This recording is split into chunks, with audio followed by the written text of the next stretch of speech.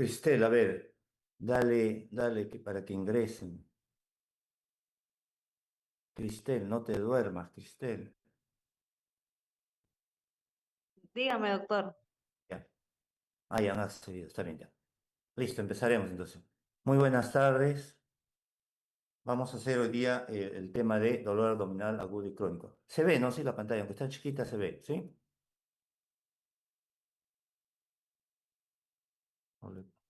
A ver, y si Claro. pongo acá, si pongo acá, se ve mejor. Ya, entonces, dolor abdominal agudo y crónico. Ya, el dolor abdominal. Algunas generalidades sobre el dolor abdominal en pediatría, ¿no? Es una causa frecuente de consulta pediátrica.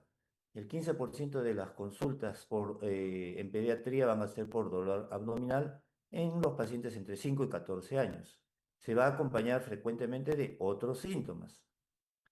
La mayoría de los casos van a ser procesos autolimitados. Ah, y en la emergencia, de los que lleguen por dolor abdominal, 5% va a requerir hospitalización, ¿no? Y 1 a 2% en la emergencia va a requerir tratamiento quirúrgico. Múltiples son las posibilidades diagnósticas porque múltiples son los aparatos y sistemas o vísceras implicadas, ¿no? Entonces es importante tener un conocimiento de la fisiopatología adecuados para llegar al diagnóstico. La fisiopatología del dolor va a estar en función al origen y a la transmisión de las vías nerviosas, de tal suerte que vamos a tener el dolor visceral, el dolor somático o peritoneal o parietal y el dolor referido. El dolor visceral, cuyo origen va a encontrarse en los receptores de las vísceras huecas o sólidas y en el peritoneo visceral.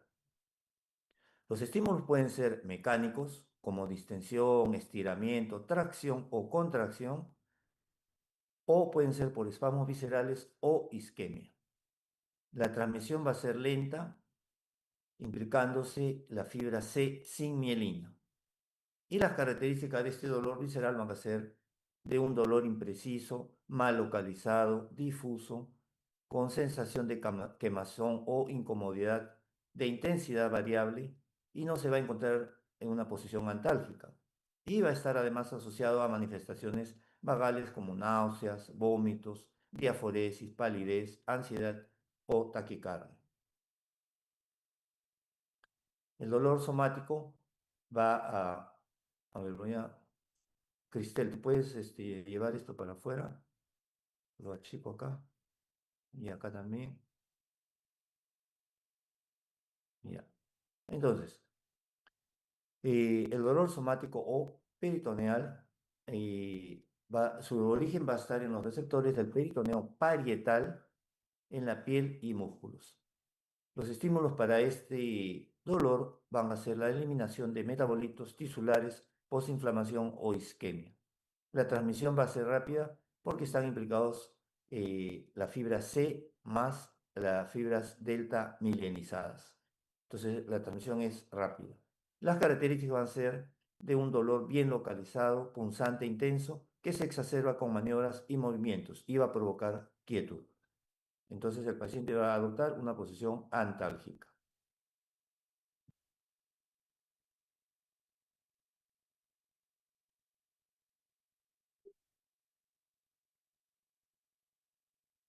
Oh, no avanza.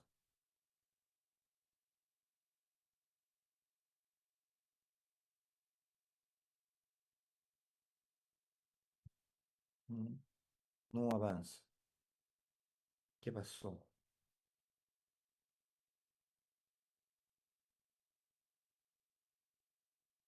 ¿Aló, me escuchan? Se le escucha, doctor. No puedo avanzar, ¿por qué? Ujú, ujú.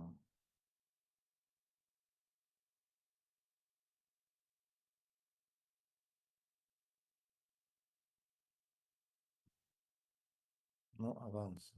Ahí está. Dolor referido. Es el tercer tipo de dolor, es aquel que se manifiesta en regiones alejadas de donde se origina. Es un dolor irradiado que conlleva hiperalgesia cutánea sobre el dermatoma inervado por el mismo segmento neural que está inervando al órgano enfermo. ¿Ya? Entonces, por ejemplo, hay dolores abdominales que tienen causa pulmonar cuando hay dolores, por ejemplo, pegados o ligados al diafragma. Entonces, el dolor abdominal puede ser agudo o puede ser crónico. Entonces, en el dolor agudo hay que decidir o hay que determinar si este dolor es médico, o sea, de tratamiento médico o de tratamiento quirúrgico. Y si el dolor crónico es orgánico o es funcional. Entonces, en cuanto a la etiología, bueno, múltiples son las etiologías y es buena costumbre enfocar al paciente con dolor abdominal de acuerdo a los grupos etarios, ¿no? Entonces, en pediatría importa mucho, sobre todo en dolor abdominal, la edad del paciente. Entonces, voy a mencionar algunas de las múltiples causas por grupos etarios, ¿no? Y las menciono. eh, Porque en realidad cada una de estas patologías es un subcapítulo aparte, ¿no? Entonces, en el recién nacido, las patologías van a estar en relación con malformaciones congénitas, ¿no? Por ejemplo, malrotación y vólvulo intestinal, atresia o bandas duodenales, atresia y ayuno ileal, ileón o tapón meconial, la enfermedad de Hirschsprung, que es una enfermedad el megacolon aganglionócido, ¿no? Entonces, una zona o zonas del colon que no están inervadas, por lo tanto, no tienen este estímulo neurológico y no tienen peristaltismo. Obstrucción funcional, adinamia congénita, atresia anal o duplicaciones intestinales. En los lactantes, ahí van a haber tres grandes grupos que son lo más frecuente, un poco menos frecuente y lo relativamente infrecuente, ¿no? Entonces, dentro de lo más frecuente está esta patología de la nebulosa de la pediatría, ¿no? Que son los cólicos del lactante en menores de 3 meses. Las gastroenterocolitis, o sea, las diarreas y los síndromes virales. Un poquito menos frecuente, traumatismo, descartar maltrato, imaginación, anomalías intestinales, hernia inguinal, anemia de células falciformes. Y mucho más raro sería apendicitis, vólvulo, alergia a la leche de vaca, tumores o intoxicaciones. Entre los 2 y 5 años, los preescolares, lo más frecuente sería diarreas, infecciones uritu, traumatismo, apendicitis, neumonía, asma, si se dan cuenta, proceso respiratorio que dan a veces dolor abdominal, anemia de células falciformes, infecciones virales, estreñimiento. Un poquito menos frecuente, divertículo de Meckel, púrpura de Heno-Schönlein, fibrosis quística, invaginación, síndrome nefrótico. Mucho menos frecuente, hernia encarcerada, neoplasia, síndrome urémico hemolítico, fiebre reumática, hepatitis, enfermedad inflamatoria intestinal, quiste coledóco, anemia hemolítica, diabetes, porfiria. Luego, este es el grupo de los escolares, que sería frecuente, menos frecuente y poco frecuente. Infecciones diarreicas, traumatismo, apendicitis, infección urinaria, enfermedad pélvica inflamatoria, estreñimiento, infecciones víricas, neumonía, asma, fibrosis quística, úlcera péptica, colecistitis, pancreatitis, dolor intermenstrual y algunas patologías menos frecuentes como fiebre reumática, litiasis, tumores, torsión testicular u ovárica. En cuanto a la historia clínica es importante, por eso, bueno, realizar una buena historia clínica para obtener más o menos una visión de lo que pudiera estar ocurriendo con el paciente, ¿no? Preguntar sus antecedentes. Luego, las características del dolor, ¿no? Si es un dolor que se está iniciando recientemente o si es un dolor crónico de varios meses, ¿no? La forma de inicio, la evolución en el tiempo, la localización y el tipo de dolor, ¿no? Entonces, preguntar siempre para un poco dirigir el diagnóstico, preguntar síntomas asociados, ¿no? Como vómito, diarrea, fiebre, ¿no? Y algunos otros síntomas respiratorios, urinarios, ginecológicos, etcétera. Y nuevamente recordar que es importante considerar el grupo etario del paciente en cuestión.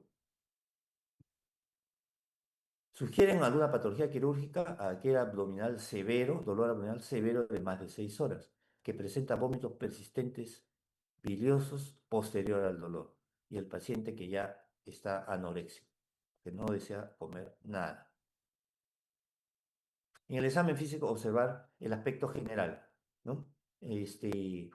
Ah, cómo se encuentra en el aspecto general. Ver, realizar la palpación abdominal en forma suave, ¿no? Entonces, como tenemos, digamos, el abdomen del niño que casi puede ser, digamos, ocuparse con toda nuestra mano, entonces hay que palpar suavemente, colocando, digamos, toda la palma de la mano y más que nada deslizando, ¿no?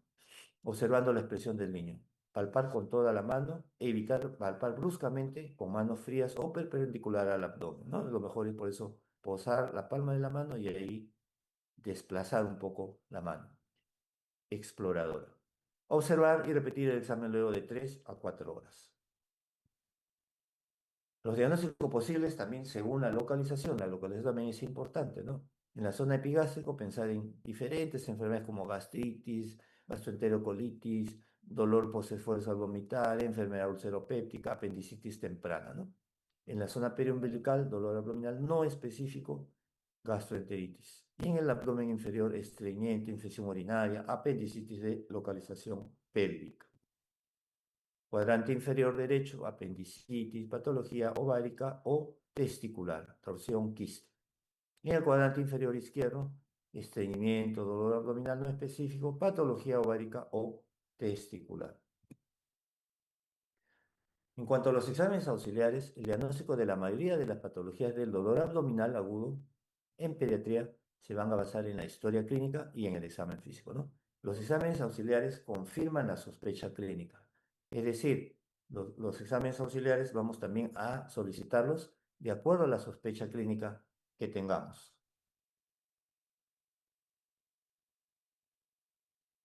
En cuanto al laboratorio, nuevamente, está igualmente en función al diagnóstico de sospecha, ¿no? Entonces ustedes pedirán hemograma, electrolitos, urea, creatinina, PCR, transaminasas, amilasas, examen de orina, de acuerdo a lo que ustedes vayan sospechando. El hemograma sugerente de proceso infeccioso no señala patología específica. Un hemograma normal no descarta patología infecciosa. Y el 10% de apendicitis perforada tiene un hemograma normal, ¿no? Imagínense, hay diferentes dificultades a las cuales hay que enfrentarse, ¿no? Por eso, observar al paciente, basarse, no basarse, no, sino corroborar alguna sospecha y repetir y seguir examinando al paciente, observándolo por algunas horas. Eso sobre todo estamos hablando de pacientes que llegan a la emergencia. En cuanto a la radiografía de abdomen, cuando hay una sospecha de obstrucción intestinal, cuando hay litiasis renal, cuando hay perforación visceral, y es de poca utilidad en apendicitis, ¿no? Y los otros exámenes radiológicos o de imágenes estará también en relación pues, a lo que uno sospeche, ¿no? Ecografía abdominal, tomografía, radiografía de tórax, etc. En cuanto a la apendicitis, es la causa más frecuente de abdomen agudo en pediatría. La mayor incidencia va a ocurrir entre los 6 y 12 años. En menos de 3 años, generalmente va a haber perforación al momento del diagnóstico, pero por suerte la incidencia de su presentación es en menos del 2%. Entonces, este paciente va a tener una clínica de dolor abdominal, anorexia, náuseas, vómitos y fiebre. En el examen físico, el paciente va a adoptar una postura antálgica, va a evitar movimientos bruscos, va a tener defensa abdominal o de la pared abdominal, rigidez muscular, disminución de los ruidos hidroaéreos y una hiperestesia cutánea, ¿no? En el laboratorio debería encontrarse leucocitosis con neutrofilia y una PCR elevada. Ahora, en cuanto al dolor abdominal crónico, es una definición antigua que eh, todavía, bueno, puede estar vigente, ¿no? Son 3 episodios de dolor durante los últimos 3 meses, sobre todo con interferencia en las actividades diarias. En cuanto a la epidemiología, eh, se va a presentar en el 10 al 18% de la población escolar, con dos picos, ¿no? Entre los 4 y 6 años y entre los 8 y 12 años de edad. A partir de los 9 años va a haber un ligero incremento en la incidencia del sexo femenino sobre el sexo masculino. En cuanto a la fisiopatología, se menciona una hipersensibilidad visceral y una dismotilidad gastrointestinal. Entonces, hipersensibilidad visceral significa que hay una disminución del umbral doloroso visceral en el paciente, por lo cual él va a presentar una respuesta exacerbada, exagerada ante los estímulos convencionales. Y eso va a causar, pues, un dolor. En cuanto a la dismotilidad gastrointestinal, se menciona una disautonomía vegetativa, una especie de calambres por un peristaltismo anómalo o exagerado, ¿no? Y que pueda causar un poquito de malestar o dolor en el paciente. Para que sean recurrentes los dolores, se requiere de estímulos estresantes físicos y psíquicos, ¿no? Entre los físicos vamos a encontrar enfermedades y medicamentos recientes, el uso de la presencia de enfermedades o medicamentos recientes. Puede haber intolerancia constitucional a la lactosa u otros azúcares. Paciente que presente estreñimiento o meteorismo por aerofagia. Algunos estímulos psíquicos, como familiares, por ejemplo, muerte de algún familiar, separación familiar, divorcio o ausencia paterna o materna. El estrés escolar también influye y considerar que el niño de dolor abdominal crónico es un niño introvertido, con escasa autoestima, con aislamiento y con depresión leve. En cuanto a la clasificación, se clasifica por la etiología y por la localización, ¿no? Entonces, por la etiología puede ser orgánico en el 10 al 15% de los pacientes y funcional o inorgánico en la mayoría de los casos cuando la patología, mejor dicho, no, los síntomas no son explicables por alguna alteración estructural o bioquímica. Y por la localización pueden ser epigástrico, periumbilical, infraumbilical, ¿no? Entonces pueden tener dolores episódicos persistentes, una sensación de llenura luego de alimentarse, pueden presentar eructos, náuseas, vómitos, gases, ¿no? Y en cuanto a la zona infraumbilical, el paciente presentará cólicos, distensión abdominal. Aquí no es metabolismo, sino meteorismo, alteración en la consistencia o frecuencia de las heces, ¿no? Tipo colon irritable.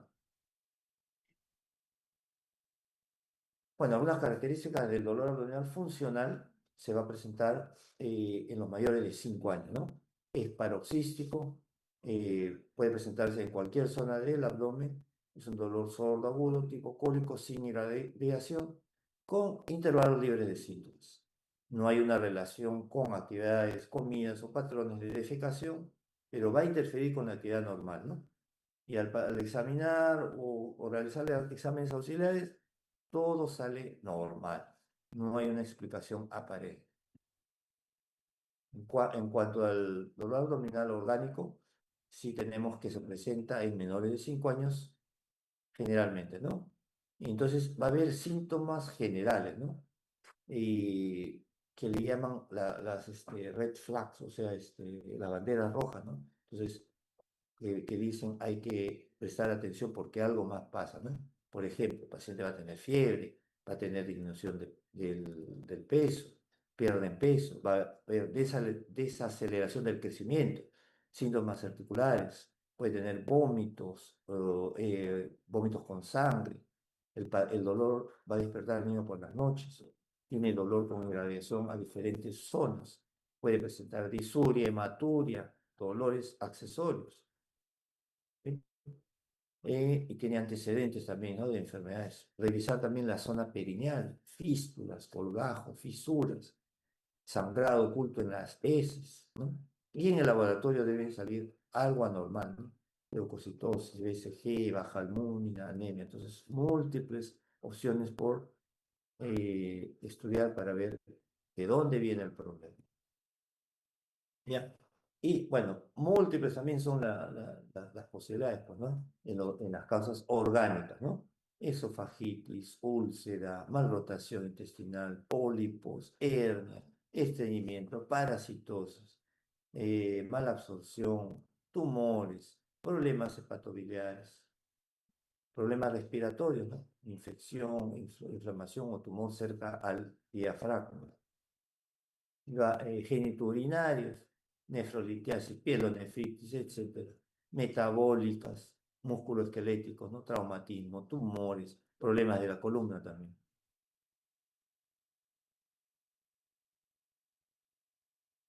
Entonces, y en cuanto a los trastornos gastrointestinales pediátricos funcionales, bueno, hay muchos dolores, o sea, niños que vienen por dolor abdominal y uno no sabe por dónde está el problema o no descubre por dónde está el problema. Y estos niños tienen dolores gastrointestinales funcionales, ¿no? Entonces, desde hace buen tiempo se han reunido los gastroenterólogos para clasificar algunas entidades de dolor abdominal, bueno, en general, ¿no? Procesos digestivos y estos consensos, ¿no? mundiales han sido denominados como Roma 1, Roma 2, Roma 3 y Roma 4, ¿no? El último del 2017. Ya debería venir la número 5. Luego, entonces, dentro de Roma 4, eh, en el acápite G tenemos la eh, el famoso cólico del lactante, ¿no? El cólico del lactante, una entidad de la nebulosa de la pediatría. Entonces, es el cólico del lactante, ¿no? Debe cumplir los siguientes criterios. Entonces, tiene criterios para llegar al diagnóstico, ¿no? Inicio y finalización del cuadro antes de los 5 meses de edad, ¿no? Entonces, este tipo de pacientes van a ver ustedes en la emergencia, ¿no? Van a llegar ahí con las mamás y los papás desesperados, viene la mamá, el papá, la abuela, el vecino, todo bien, ¿sí? A las 2 3 de la mañana. Periodos recurrentes y prolongados de llanto, queja o irritabilidad referidos por los cuidadores sin una causa aparente y que no se pueden ni prevenir ni resolver por dichos cuidadores. El paciente no tiene ningún problema en su crecimiento, en su peso, no tiene fiebre ni otra enfermedad evidente, ¿sí? Y dicen, pues no, aunque algunos ya dicen que no, pero dicen 3 o más horas al día, 3 o más días a la semana, ¿no? La regla del 3, que algunos dicen ya no es tan cierta. Puede ser en cualquier, no necesariamente 3 3 3, ¿no? 3 horas de llanto, 3 veces a la semana, sí, pues 3 veces a la semana en los primeros 3 meses de vida. Luego, eso es el acápite G.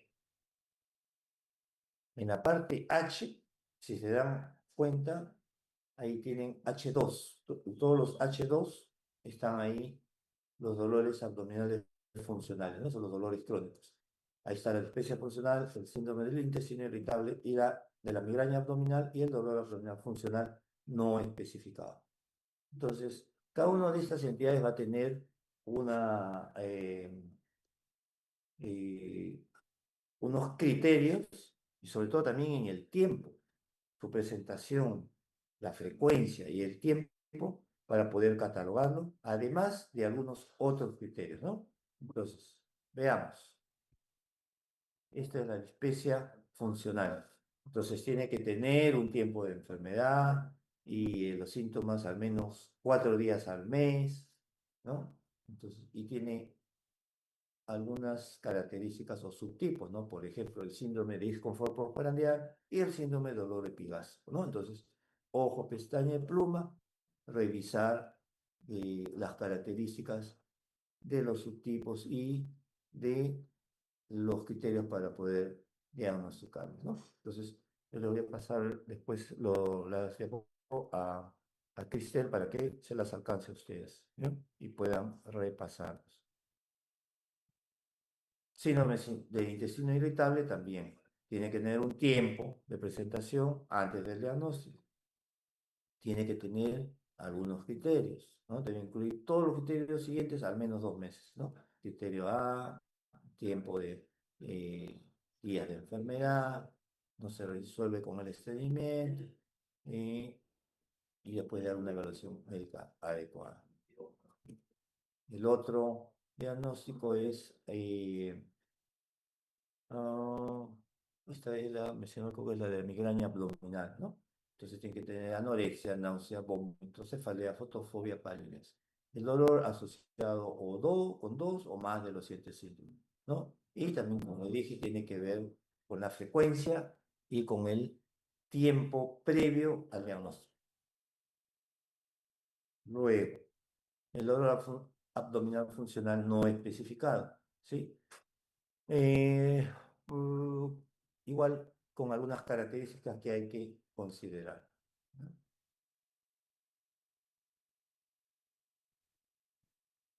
Entonces, para el diagnóstico del dolor abdominal hay que hacer igualmente una evaluación clínica completa que implica pues una anamnesis y un examen físico. Dentro de la historia clínica, obviamente los antecedentes, los factores desencadenantes y el análisis del entorno social, escolar y familiar.